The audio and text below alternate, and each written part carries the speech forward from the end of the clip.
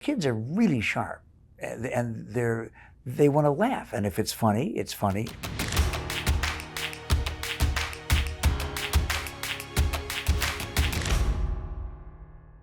I was just getting out of the Army, on my way to New York, didn't have a job there, but I thought, well, listen, that's the place to go if you're a broadcaster. And a friend said, why don't we stop off in Phoenix, because it's such a beautiful time of year, May, and you shake the khaki off a little bit, and we'll get a motel or something like that and jump in a pool. So I got into the room and turned the television set on, and this sounds like one of those sappy stories that you make up after a few years or when your mind is going. It really was the first television show I ever saw in Phoenix. And it opens with this piano riff, "It's Wallace," with a question mark. And my first thought was, oh, not another one of those local kid shows where somebody in the sales department has a sock on his hand, "Hello, boys and girls," and tells everybody about dental health. And the two guys, Wal and Led, are sitting on the set, and Wal says to Led, look, the sales department has really been getting a lot of complaints lately about the fact that we are not showing enough respect for our sponsors. Well, immediately I'm intrigued by the whole concept of two kid show hosts talking about the sales department, talking about complaints from the sponsors. I've never seen anything like that on kid shows. And he says, so they're sending in prepared material. We can't ad lib anymore. They're not going to let us ad lib. We don't show deference to the clients. So you be personality 2 and I'll be personality 1. This is 1960, and I remember it word for word. And Lad says something like, because the product was Ruskets Flakes, a cereal, and he says, "Jiminy crepe, but oh wow, gosh, wow, I just love these tasty, tasty Ruskets. Do I have to talk like this, Wal?" And Wal says, "No, I don't think that would be a very good idea. That's stupid, isn't it?" Took the script, tossed it, looked into the camera and said, "Look, gang, hey, look, you like cornflakes? That's what these are. They're Ruskets flakes. There's a guy named Rusket with a whole warehouse full of these things on the coast. So if you like cornflakes, what are you out? And if you don't, wait till New Year's." And he tears the top off and says, "Should old acquaintance be forgotten?" I said, I've got to meet these guys.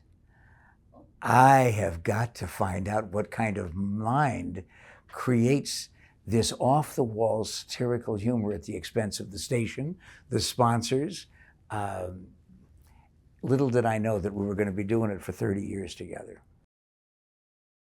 Most of them treated kids like morons.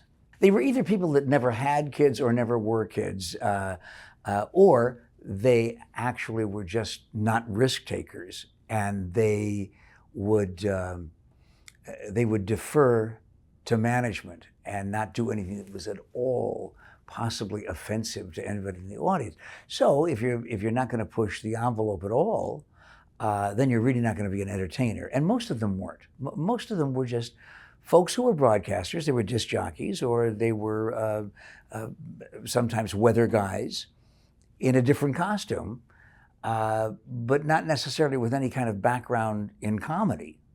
And that was the big difference with Wal and Lad.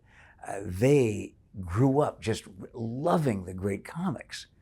And so that's why when the three of us met for the first time, I think it was almost instantaneous that we had that in common. Absolutely nothing else, just comedy. If it was funny when I was sitting in the third row as a kid watching my parents in rehearsal at a theater in Tampa or Newark or any place in the country, because that's all we did. We were gypsies, just traveled around and did shows. And it was a fabulous way to grow up. I mean, it was Toby runs away with the circus, except you didn't have to run away. The circus went with me. And it was just my mom and dad and me. And so I got to watch the great comics and the crummy comics and the Latin dance team with the guy with the big puffy sleeves, and I got to be backstage when the magician was folding up the pigeons before PETA and stuffing them in the coat. It was wonderful to see it all happen on stage. But I was particularly interested in which comics got laughs and which ones didn't, and which ones who used original material and which ones stole from Fred Allen on the radio the night before, or stole from Red Skelton and his movies. There were a lot of those around that didn't have a great deal of personal pride and didn't use their own stuff. Nobody could possibly figure that the Children of the Corn, long before the movie, would be assembled in a parking lot in Scottsdale, just waiting, lying in wait for Gerald to show up after 5 days on the show. Wallace's writing was brilliant to do. I mean, as an actor, it doesn't matter what you do if the words aren't there. And while we ad-lib most of the stuff around a framework, his ideas were just sensational and creative and warped, and usually dangerous for me. He always remained out of the trajectory of anything being hurled at the stage. And of course they were always throwing stuff at me. But no, the bad guy, whether it's in a comedy designed for adults or the WWE, I mean, all we were was just a kid show version or a daily television version of wrestlers. With the good guy and the bad guy was getting away with all kinds of stuff, and the referee never had any idea what was going on, and everybody in the arena was going crazy, and blood was coming out of their eyes. And if we could make a child bleed, that was a big success. We had built this thing up for 5 days, never really having any idea what kind of reaction there would be. But he was just an arch villain. He was the guy who was the nephew of the boss, because there had to be some kind of authority from which he was working and operating. Otherwise, they would just kick him off the show. But if his uncle owned the station, then he had all the clout. He had all the power. And so when he came in, creating an enormous amount of trouble for the beloved character of Ladmo, and Wallace had no idea what was going on, blind to all of the reality of these scurrilous things that Gerald did. So then we get out to Papago Plaza, I remember the name of it, and it was a huge crowd. And I don't know whether anybody told you or not, but somebody with a bizarre sense of humor had passed out as souvenirs of that day snacks, including fresh fruit and pickles. And a 9-year-old with a gigantic gherkin can be a very dangerous part of your audience. And so Gerald walked out, and the booing was ear-splitting. And I thought, oh, that's terrific, because he's a pre-sold kind of a villain. And we went through the bit, and Ladmo almost got kicked off the show. And the kids were hysterical. And they began throwing things and charging the stage. And they tore part of the stage down.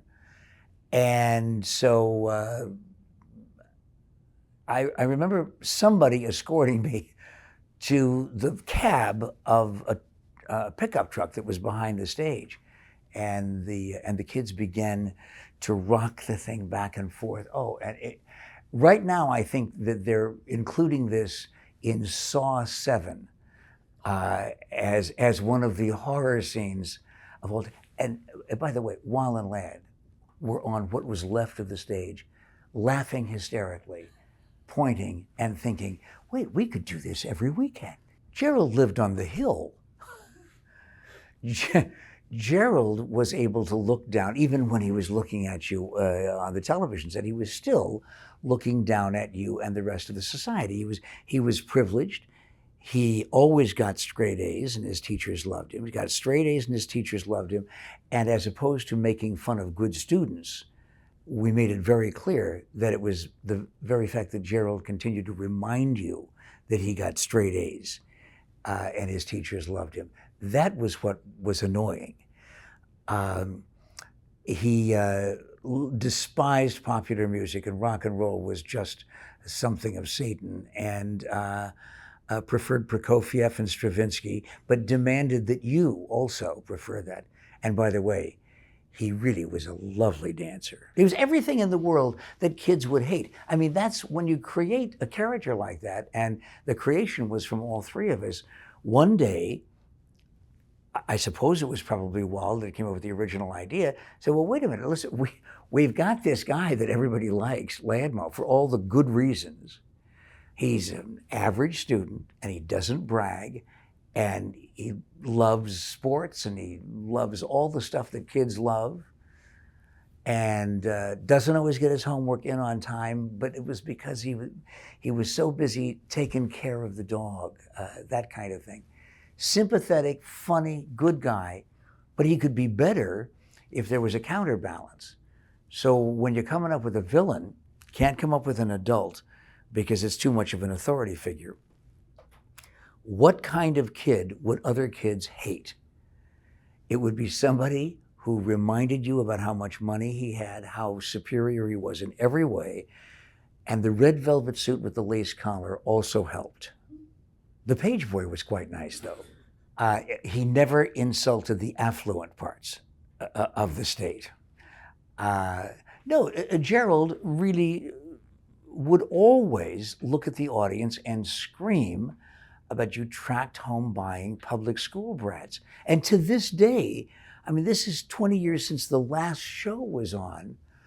I don't think that there's maybe 2 or 3 days that would go by that an adult, often white-haired by this time, doesn't repeat that same line. It was terrific because everybody joined together. There was that wonderful bond of all of us who are those tract home buying public school brats. And we hate you, Gerald, as a group. Going too far, we were accused of that, well, for the 36 years that the show was on and 30 years for me, because if you don't push the envelope, then I don't think that any of us thought we were doing our jobs. But going too far, if it ever insulted a child, no, because kids are really sharp, and they want to laugh, and if it's funny, it's funny. But we never did anything that had anything to do with any kind of a physical impairment, like cross eyes or bad teeth or anything like that that would be offensive to a child. Never do that. Baffo originally was called Ozab, bozo spelled backwards. That became just simply too difficult. And so Baffo just sounded like a clown name. And I think it was as a result of our collective attitude about clowns, because I grew up with clowns that were just hitting the sauce regularly back in the dressing room, smoking like this. And some of the unfunniest human beings I've ever known in my entire life. All of them liked chorus girls. But that was backstage. You also would run into clowns that would guest on the show who were really unkind and scurrilous kinds of people backstage before they came on. So the whole thing was a phony thing. And Wallace thought it was a good idea just to strip the phony part off. And long before Homie the clown or any of the later embodiments, Baffo was our kind of clown. We were honorary ringmasters at Ringling Brothers one time, and just as we were about to go out, to kick the show off. The opening of the show, what a huge thing, Ringling Brothers, Barnum and Bailey. We looked over, and here's the official Ringling Brothers clowns. That's as good as you got. Who were these guys in that costume? And then they heard the response of our local audience and really didn't like us. And as we left, we said, we got to have a clown like that. And so Baffo couldn't stand kids. As Wallace would regularly say, well, if you don't like kids, why are you in the clown business? And the answer was always, it's a buck. And there's a lot of people who are entertainers who feel exactly that way. I don't want to make you laugh today. I don't care. It's a buck. I want the check. When he did birthday parties, Baffo's birthday parties, working weekends as he did to make a little extra money on the side, there was a fee for him just showing up. And then if you had him coming in the clown costume, then that was an extra bonus. We always wondered, did he wear an alpaca golf sweater or something like that? If you wanted the cheap fee, and he always had the same cake. He only had one cake, and put it on the table. Happy birthday to you, happy birthday to you, happy birthday, dear kid. Never wanted to personalize it. Happy birthday to you. Kid would blow out the thing. He would pick up the cake, put it in the back of the car, in the trunk, and go on to the next birthday party. That's our kind of clown. Again, going back to you do your own stuff. All three of us would rather do mediocre, personal, customized comedy that was ours than to take a great line from somebody else, because you just lack pride if you're going to steal from somebody. And besides that, you get caught in the lawsuits. It's an ugly thing that you're putting yourself into. No, Aunt Maud was before Maud Frickard, or before I ever remember seeing Maud Frickard. And she was also much needier of companionship than Maud Frickard, at least that I ever remember seeing Jonathan Winters do. Aunt Maud was the loneliest old lady I think I've ever come in contact with, epitomized by the fact that she would call in the middle of the night to Officer Harry, whether he was on duty or not, come out to my house at Senior City. I think I hear a break-in taking place. And, but Maud, I'm not on duty. It doesn't matter. I need your strength. And she was just a very, very lonely old lady who had this huge crush on almost anything in a uniform. Don Winslow of the Navy, cop, fireman, anything. And she was funny. She just was warped. The stories that, those dark stories that she would tell Ladmo made him cry every single time. She loved it. By the way, Billy and Betty were still never seen again. Oh, you mean as Aunt Maud? Yes. Oh, no, because it isn't a matter of wearing a dress. You're wearing a costume, So, I mean, if anybody has a problem with that, I think there's something wrong with them. Is it any more effeminate to wear a dress than a red velvet suit and a little Lord Fauntleroy outfit? That isn't even a matter of an issue. Aunt Maud interviewed Cassius Clay a couple of years before he became Muhammad Ali, and came into the station late. We waited for him, and to tell Cassius Clay, soon to be the heavyweight champion of the world, I'm going to be doing this in a dress, is a kind of a unique way of saying, hello, I'm Pat. You introduce yourself by talking about being in drag while you're doing this. And he thought it was great. He thought it was terrific. Muhammad Ali visited the show with some regularity. He liked being on the show. He liked Wallace.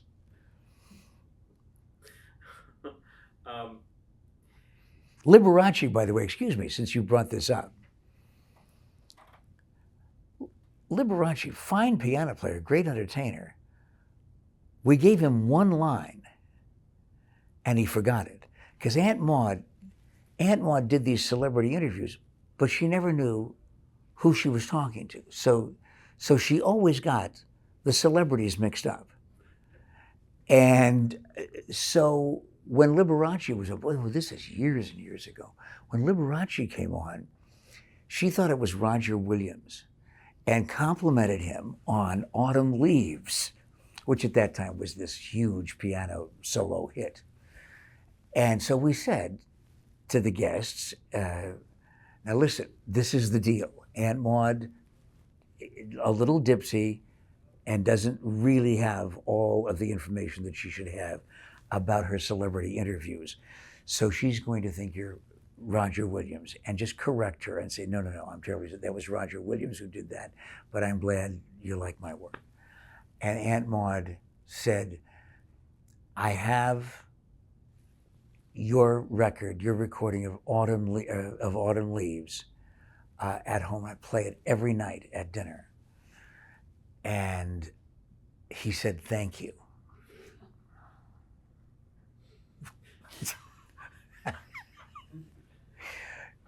You had a lot of fun with people like that. Rob Reiner was on when he was a college kid, I think, and he and Durward Kirby's son. I just like saying Durward Kirby because he was a great second banana guy. His son and Rob Reiner were on, and they were in a play here. And Gerald came on and screamed at both of them for making a living off of nepotism, and that they would be nothing if they didn't use their father's names. And the reason I remember this is because Rob did the unthinkable. He took Gerald's wig off live. He reached over, took the wig off, and threw it off camera. That's a sacrilege, you know. That's Santa's beard coming off, right? And so Gerald left right away, and it really annoyed me. That was just something, you don't have an answer for that. Oh, it's Pat. But several years later, I was doing a Dick Van Dyke show directed by Carl Reiner. And one day during lunch, I said, oh, I know your son. And I told him the story. And Carl Reiner was so mad, he went over and called him at home and said, that's the most unprofessional thing I've ever heard. He was already doing All in the Family. He was already, but I never forget. Hubcap and the Wheels, it's a period of time in the Wallace and Ladmo show that really is unique because you go through episodic times and, well, we had these anniversary shows, and most television shows aren't on long enough to have an anniversary or a 10th anniversary, and we would have them every decade. And the Hub period in the 60s was one of the most unusual and unpredictable things that ever happened to any of us on the show.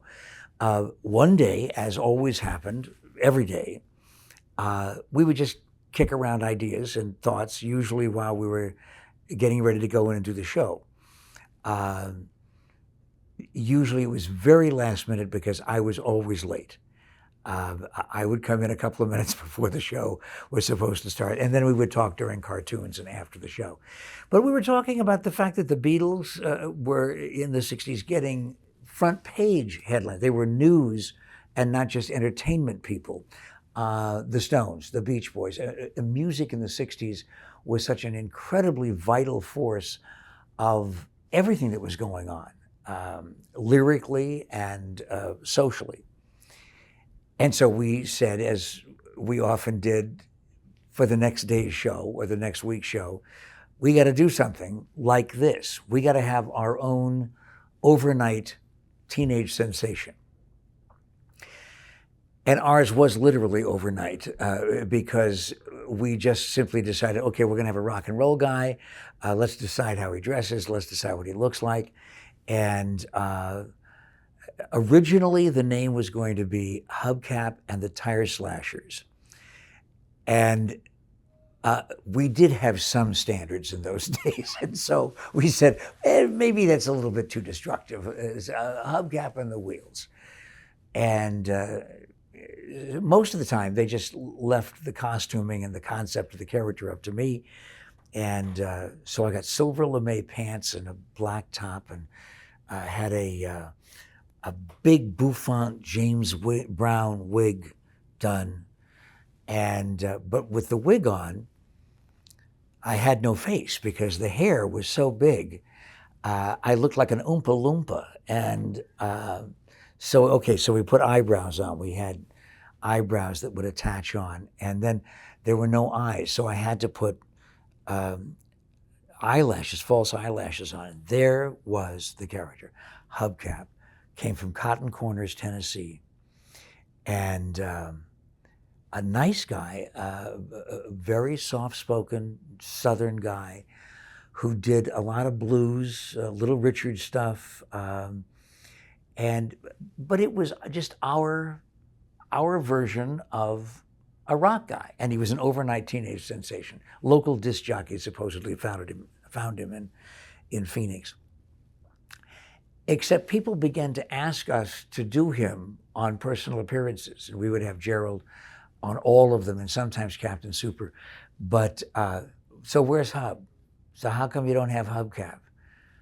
And much as with the violent reaction of the audience to Gerald, Wallace said, I think we may be onto something. And so we started using Hub and the band, our house band, Mike Condello and the guys, on our stage shows. And wow, it was an opportunity to enhance the show, the stage show, with music, and the audiences began to treat Hub as if he really were a rock and roll sensation, except they all knew it was me. And it didn't matter that they booed at Gerald and responded negatively to him as the bad guy, or booed Captain Super because he was a big blowhard phony. It was treating Hub like a real artist. And it was a pretty bad takeoff on rock songs.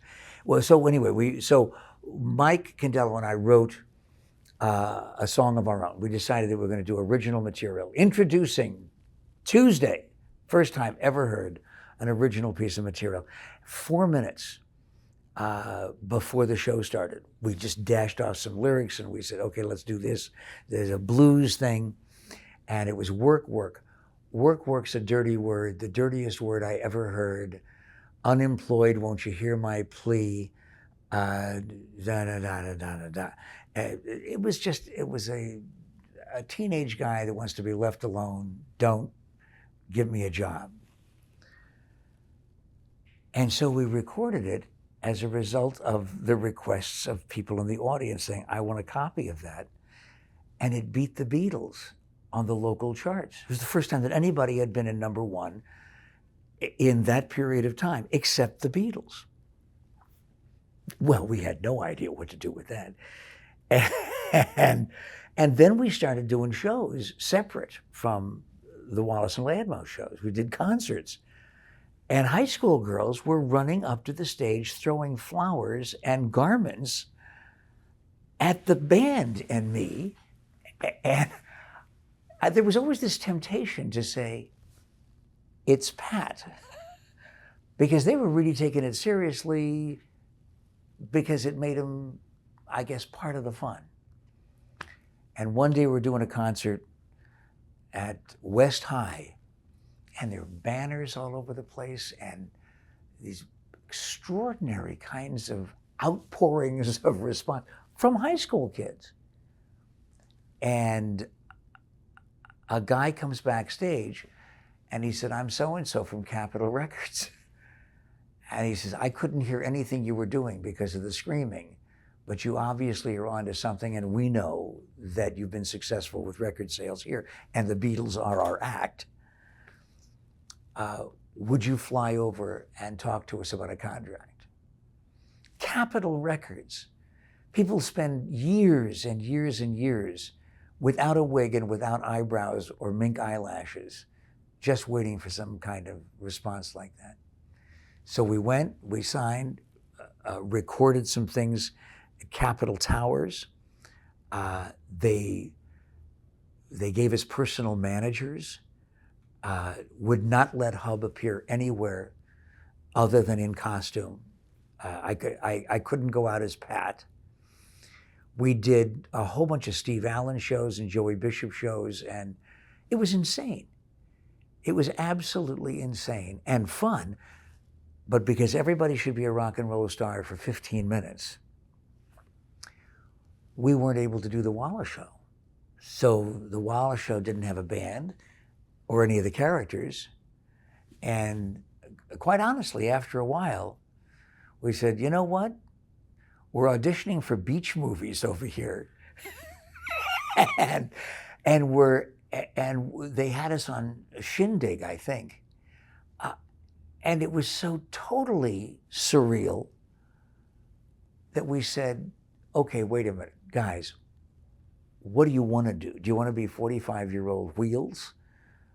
Or do you want to do the Wallace Show? And we just loved doing the show. We just loved doing the Wallace and Ladmo show. So they let us out of our contract, and we had all of those amazing memories, and went back home to what really pleased us. Oh yeah, on the Steve Allen show. That was the first one we did. Yeah, right. And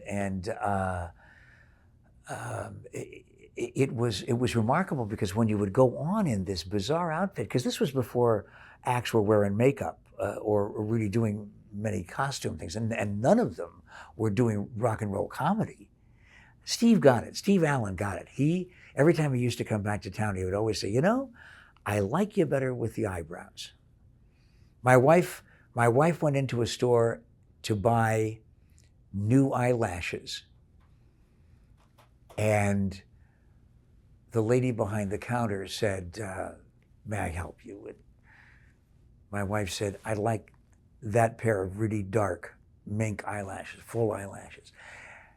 And the woman said, excuse me, I really don't mean to intrude, but it's not you. These are not you. You lose all of your eyes and the pallor. Let me show you something else. And she said, without thinking, no, they're not for me, they're for my husband. Never saw the woman again. Had to go get another clerk. Glenn Beck with shoulder pads. Wall and Ladd and I, again, as I go back, just thinking about how these things came to be, we loved movies, we loved Laurel and Hardy, we loved much of the same kind of comedy, and we loved comic books. We all collected comic books, Ladd in Cleveland and Wallace in New York and me wherever I was. And so a superhero on the Wallace and Ladmo show need only be two things: not super in any way, nor a hero. So not only did Captain Super lack courage, the only thing he really had to offer to anyone is bravado. And I thought it was interesting that he wore these gigantic shoulder pads that the coach at ASU was constantly accusing him of stealing out of a locker. But Captain Super didn't think that anybody noticed that they were shoulder pads, and he really believed that everybody thought that it was a matter of just being really buff, and he was totally unaware of his inability to do anything except protect everyone from left-wingers, those commies. If Senator McCarthy had ever been given a cape and a kid show, it would have been Captain Super. Remember, Captain Super wore a mask that was completely cut out in the middle, so there was no chance you wouldn't recognize him. Oh, he was always suspicious of anybody who looked foreign. And one of my favorites, if you don't know who Captain Super is and you came from out of town, I always say, okay, our superhero would, whether you wanted him to do or not, would volunteer to do a feat of strength. And his feat of strength was always prepared. He would tear a telephone book in half. And Wall and Ladd would tell the audience, Captain Super's coming and he's promised he's going to tear a telephone book in half. The telephone book was from Heber, Arizona, and consisted of 40 names and one yellow page. And even when he tried, Ladmo came over just to start it for him. Just a little beginning rip over here in the corner, and then would do this again, wrestling. When Marshall Good was introduced, he was introduced as Marshall Good, one of the good guys, and he was deeply sensitive. His style at that time was of more of an interior decorator or a florist than a cowboy hero. And so the stunt fighting was and slap but it's funny, as Ozab the clown became Baffo the clown, the characters develop over the years, and Marshall Good just became less effeminate and more pathetic. He lived under the stairs. He had told Wallace that he had a career in film, and it turned out that he actually drove the lunch wagon at Monogram Studios. It had to be one of the really old black and white movie studios, and that's as close as he ever got to movies. And when Wallace asked him once, years after Marshall Good had been introduced with the cowboy outfit and the star, he said, well, where did you learn about law enforcement? And he said, what are you talking about? He said, law enforcement, Marshall Good. Oh, no, he said, my name is Marshall. Marshall is my first name. And he said, well, what's with the badge? And he said, well, I got the shirt cheap because there was a rip in the material. So the badge kind of distracts from any flaw you might see in the garment. It was just pitiful. And he was always borrowing money. He got into off-Broadway entertainment, I remember. And they said, how far off Broadway? And he said, Mesa. But a good guy. We had bunny rabbits. And yeah, because Marshall Good was easily upset with anything that startled him. And so he wouldn't want jungle animals or anything like that. We did have, if I may be so bold, we did have another cowboy that visited just as a special guest. These one-shot characters, sometimes out of the time machine, sometimes they would be special guest performers or representing social causes in the community. You could only imagine how we destroyed elements of the community with those. But this was the most famous Western television hero in Japan, and he was touring the United States. And his name was Bamboo Shoot. And he was the star of a television series called Bonanzai. And people will occasionally say, well, did anybody get offended if you did ethnic humor? Well, we didn't do ethnic humor directed at anybody that would be offended. We would never do anything about anyone who came from an oppressed minority. But this guy was a star. He was, he was an Asian star. And I cannot tell you how many times Asian families came up and said they loved it.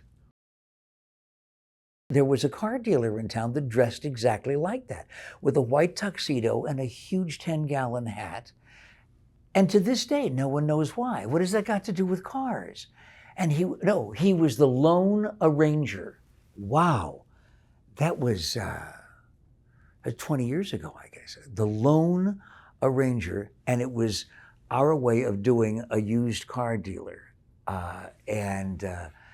He would have you cashing in your grandmother's insurance policy to come down with a down payment. And the guy that was real doing those with the same exact kind of costume loved it.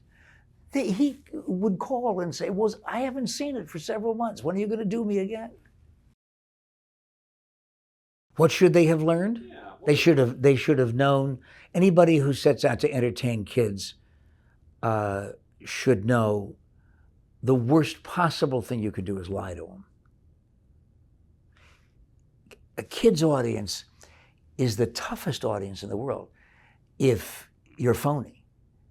If you're talking down to kids, in fact, I know that you've talked about Spielberg at some time in the show, and Spielberg used to bring the little Super 8 films down when he was making movies here to promote the appearance. He would make money by showing these at the Elks Club or something like that, so that he could pay for the next movie, and he would use these promotionally, and he said in his book, I remember, and it was so flattering to be a part of it for the show, that one of the things that he learned by watching the show was don't talk down to kids.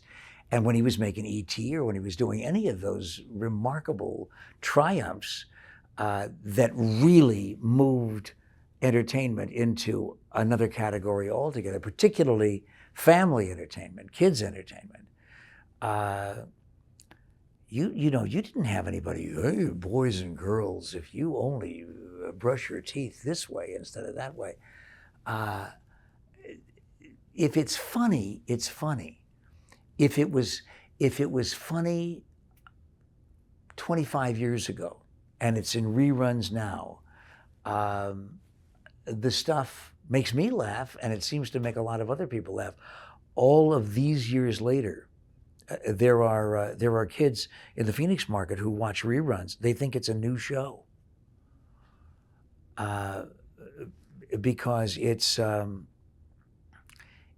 not phony, and it's not one of those things that is careful. Kids aren't careful. That's why mom and dad, you have to watch them, how soon they're going to be on the two-wheeler, because they always think they can ride the two-wheeler before you know they can. And kids like risk, and they like edginess. And I never had a child, never once in the 30 years I was on, and the guys told me that it never happened the 6 years before.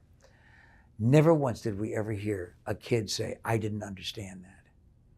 I didn't get that. We had adults, and still do, say, oh, you were doing all that stuff that went over the kids' heads. I understood it. I got it. Years later, I understood this or that, or the subtleties of that character. Never, ever did I hear a kid complain because we were, quote, doing material over their heads or going for an audience that wasn't a part of their demographic group. No, they watch, they listen, they laugh up to this point. And then if they get something else a little later on, and then there's another facet of that a little later on, as they're exposed to something else in their lives, in literature or motion pictures. Fabulous. That's terrific. The gift that keeps on giving. The station was going to fire Captain Super. And he says, and everybody that's watching right now, and you can see him going over the edge, everybody who's watching right now, go to your windows and open those windows, and you scream at the top of your lungs, I am fed up and I'm not going to take it anymore. Well, a kid probably didn't see Network, but it didn't matter because it was funny for what it was. That was a big fathead role model to no one, a blowhard, just like Uncle Willie, who comes over and makes promises at Christmas about how I'm going to give you a 50. And, oh, I'm sorry, you know what? I don't have any cash. I'll get you next year. That's Captain Super. It's every phony grown-up that they ever knew that promises you grand things and never comes through. And so here he's going over the edge, really flipping out.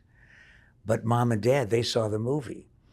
And time machine stuff, I saw a clip just a few weeks ago, one of my absolute favorites. Wallace goes back in time, and here's this guy with a fur suit on and a fur helmet with horns. And he said, "You, sir," he says, "I'm Attila the Hun." And Wallace says, "Thank you so much for clearing that up." What? He says, "Yes, I never knew whether it was Attila, or, in deference to our friends to the south, Attia." Now, I think that's extraordinary. And are there people that were going to say, why are you falling on the floor laughing at what Wallace just said about the pronunciations of Attila the Hun? Because that's funny stuff. And there's all kinds of different levels of things going on, especially when he did it without my knowing. I had no idea that that was going to be part of the bit. He just made that up, and I managed to compose myself. None of us broke up a lot. Ladmo was the easiest one to break up because he thought life was funny anyway. But I think most of the time we didn't. The things that would break me up would be the stuff that I would watch from the wings before I went on. Like if there was a technical problem on the set, well, most of the time we were live, so you couldn't stop down. And almost everybody would just keep going as if no one would ever be any the wiser. Not Wallace.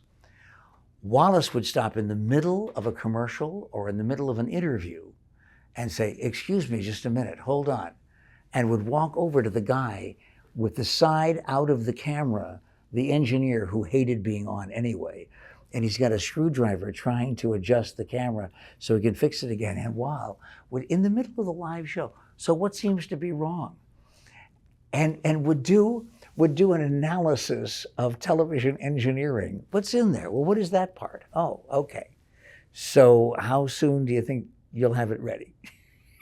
Or a new boom man. The boom mics, new guy, first day, it would happen every time. Wall would look at Ladmo and say, "Have you met Eddie, the new boom man?" "No, hi, Eddie." And then they would both start talking simultaneously, running off the set in different directions so that Eddie had to do this. And of course, a camera would catch the boom man going crazy. That's the kind of stuff, that's the kind of spontaneity that I just loved. Oh yeah, no, see, that's real. You know, it's not the guy lying, filling for 2 minutes, talking about non sequiturs and fill stuff. I do remember what broke Wallace up one time, hysterically, helplessly. I just reminded myself because of the boom man. We had a ventriloquist on. And so the guy was doing his routine, and Wallace was sitting next to the ventriloquial dummy. And here was the ventriloquist over here. And Wallace looks up and begins to notice that the boom man is directing the mic at the dummy when he was talking, and then the ventriloquist over here. That was it. He was helping. He had an asthma attack on the air. And the boom man never did know until after the show was over. He says, "Still, see, when the dummy is doing this, it's the same guy.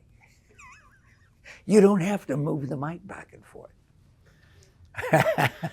Those are great moments in television. I don't know that PBS has ever done a series on great boom mic moments. No, we had a small bumper sticker that said "Puppets Suck." And ventriloquist, that's, if the guy's material is funny, doesn't matter whether it's coming out of here or on stage with Avenue Q or this guy or the Muppets, as long as the material is fun, you know. But we were never much into this business of the strings and marionettes. Dan Horn was a regular on the show. And Dan was and is a brilliant ventriloquist, very much in the Muppet kind of moving figure with the arms that move. And Dan's material was terrific because he was a nightclub comic. That was his career, and he would do our show every once in a while during the day. But I remember one time when, okay, this is how we felt about those kinds of prompts. It was The Edge of Lunch, which was our daytime drama. And the girl figure was trying to explain to her father.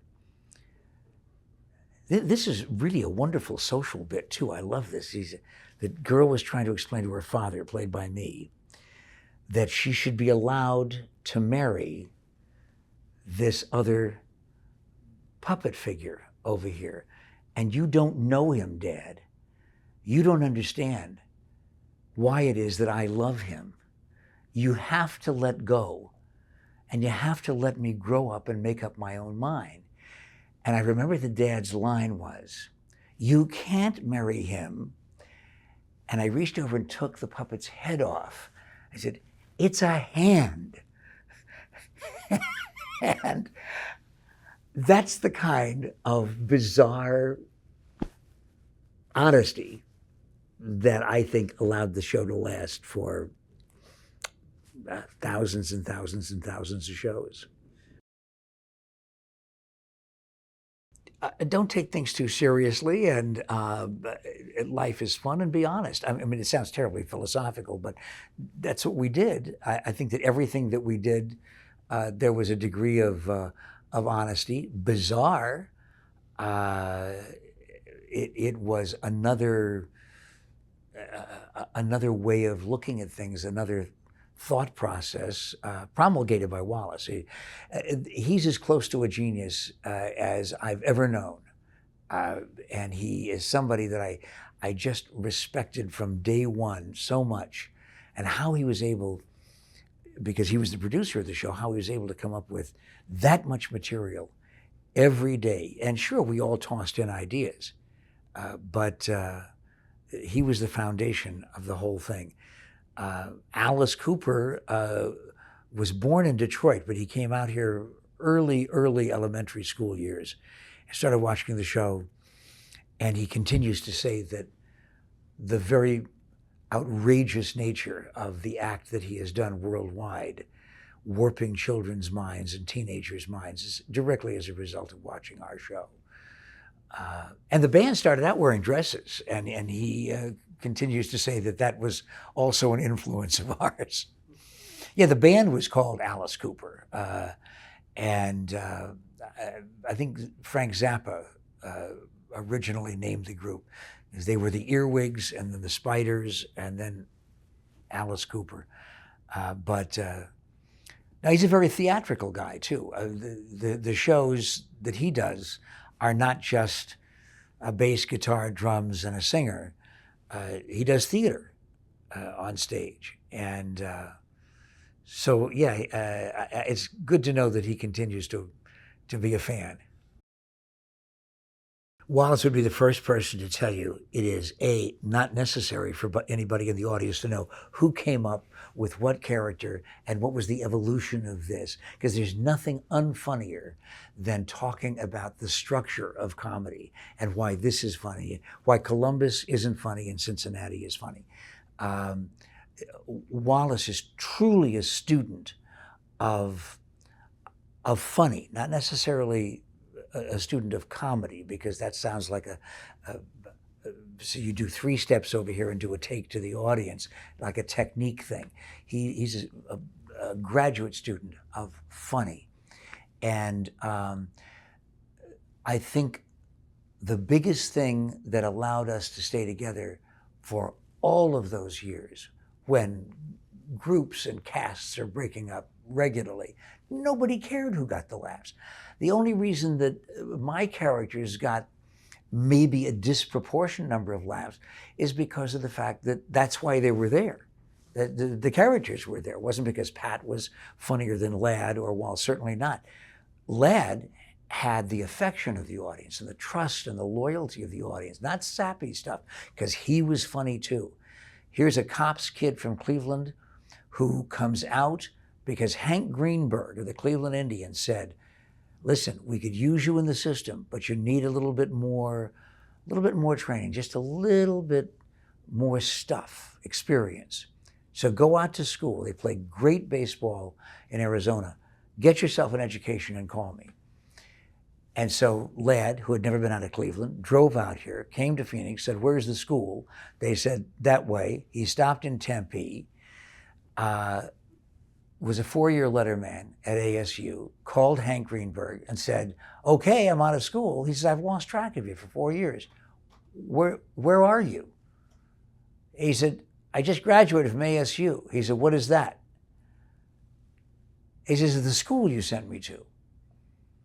He said, I sent you to Arizona, the University of Arizona in Tucson. Ladmo went to the wrong school for 4 years. But Lad tells the story and laughs about it. I talk about him in present tense because he's always that much a part of what we do. And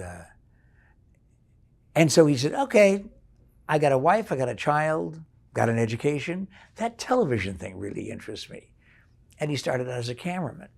But he never cared whether Gerald got this attention. Gerald, Pat, any of the characters didn't care that everybody loved Ladmo. And Wallace loved the idea of being there as the arbiter. And I don't think the vast majority of our audience knew how much he was responsible for. And he didn't care, because he said, the only thing that's important is that they're laughing. And we didn't agree on politics, and we didn't agree. When I say we didn't agree, it was not a matter of us struggling to try to convince the other guy. No, we didn't care. We just simply came from 3 totally different parts of the planet and wound up here to the blessing of us. I mean, I can't even imagine my life as happy a guy as I am, as fortunate as I've been to do a lot of different things in media. I can't even imagine my life without that show. That was the fulcrum. That was the linchpin of the stuff that I do now. But we never had an unkind word. And that sounds like a phony thing, but we never had an unkind word. We would disagree about stuff. We would disagree rarely about the show, because the show was the thing that we had in common. And most of the time we agreed on how the bits had gone or how they would go. Which one was your favorite? My favorite of the two? Of the 2 guys? No, the bits. Oh, I was going to say, nobody's ever asked me that. I wouldn't ask you that. Well, no, but I'll tell you the answer is, and it sounds like a safe answer, but I just loved them both equally for different things. And they both gave me so much that I'm indebted to both of them. My favorite character? Oh, Gerald. I mean, long before the edginess of contemporary television today, late night contemporary television, Gerald got to say things that nobody ever said, much less at 4 o'clock in the afternoon or in the morning. And he was the perfect example to every child of how not to be. When some family would come to the Valley for the first time and a mom would write a critical letter, and Wallace would have a contest over the the critical letter of the week, and then the mom would come down and get a Ladmo bag who had written this scathing denunciation of everything we were doing. But usually it's because they were new here, and they would say, how could you possibly have a character on like Gerald? And if you really got a chance to say something to, if it was somebody that was telling you that personally, you'd say, is there any better example of how not to behave? And if you do behave that way, look what he gets. Everybody despises him. Nobody shows up for his birthday, and there's no Christmas presents under the tree. So, yeah, and here's Lad. Everybody loves him. You know, just an ordinary guy. And most of the time, I like now better than then. I'm not much into reflecting back in the good old days, except the good old days of the show. But technology now has created a television set and a television transmission and a television picture and television channels that nobody could possibly have dreamed of. 200, 250 channels. Our reaction probably would have been, what do you put on them? What could you possibly put on that many channels? Well, there's people out there who do it. But the one thing that kids don't have, they have video games, they have 3D television now, astounding technology. They don't have the local contact. And the local contact clearly was important to them. Or they wouldn't show up at the Whataburger, or they wouldn't show up in a park in Kingman at the top of the state near Las Vegas, and they wouldn't show up for the show. They wouldn't care about a Ladmo bag that much. I mean, you can't get a Ladmo bag if you're on in New York or Los Angeles. We were on in New York and Los Angeles. We syndicated a separate version of the Wallace and Ladmo show to a station in New York because they had heard about the show, station in Los Angeles. And very soon, we became sensitively aware of what it's like to serve a local community, a local market, a state, as opposed to just doing a television show. Because the management in both places said things like, could you make Captain Super a little less political? We've been getting letters. Or one of the other complaints. Could you make Gerald a little nicer? And you wanted to reach through the phone and say, no, he's rotten to the core. And yes, there are all kinds of psychological reasons why, but the point is, he's the bad guy. He's not a nice guy on Tuesdays and Thursdays. That's confusing. And so it just would not have worked because television can also be afraid. NBC called one time. NBC LA called and said, we see your ratings. We see the revenue. We really would be interested in you being a part of the Saturday lineup. Saturday kids show on NBC. Well, while Atlanta and I did, man, would that be something? Just bring a tape over. Just pick a tape or put some bits together. We'll sit in a viewing room with some of our kids show people. So they voted that I would go over with the tape. Went to Burbank, treated us beautifully, went into the viewing room, and my most vivid memory is the helpless laughter that came out of these network people. I mean, screaming and slapping their legs and doing this with the people next to them. And I thought, maybe when we were talking about money back in Phoenix, maybe we didn't think in terms of a little higher asking price. And I'm over here thinking, what kind of car would I? And after it was over, the vice president of kids programming said, It's one of the funniest shows I've ever seen in my life, and I wouldn't touch it with a fork. And I said, you have to tell me why after that reaction. He said, do you realize how many people we would have to play this for to have it passed before we would ever get anything on the air? He said, every one of our shows has to be approved by parents committee, religious groups. He says, we have people here watching the Smurfs and deciding if this line is okay or if this costume on a little blue Smurf lady is too revealing. We would not have had a whole lot of fun even if they had wanted the show. I don't know whether anybody ever told you about Ladmo's funeral, but it was the funniest ritual probably in the history of the church. And the laughs just echoed off the walls, and you could hear them out in the parking lot. Packed house, standing room only, carried by 2 television stations and a radio station. And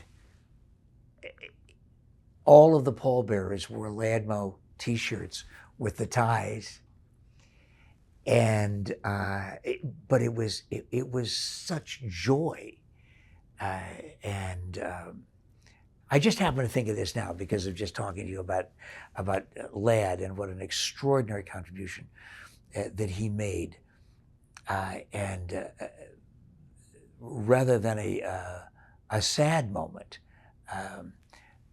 I think of that ceremony as the real wrap up on his life.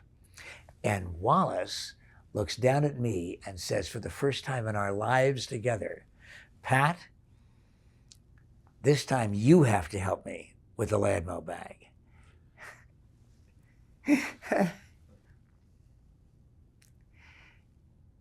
And he said, 7th row, 3rd seat in, or whatever, from the renowned seating list that he had for every building or outdoor amphitheater in the history of the state of Arizona. He had the seating list, right?